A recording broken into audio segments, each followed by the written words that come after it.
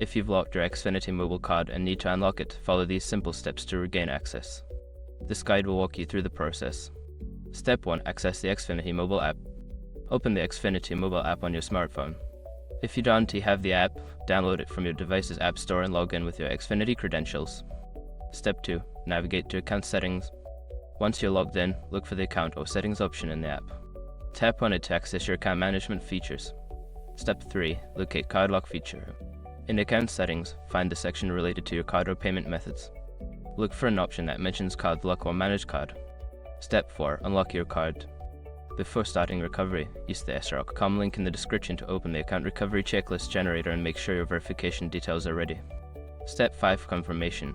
After successfully unlocking your card, you should receive a confirmation message. Check your account to ensure that your card is now active and ready for use. By following these steps, you can easily unlock your Xfinity mobile card. If you encounter any issues, consider reaching out to Xfinity Mobile Customer Support for further assistance.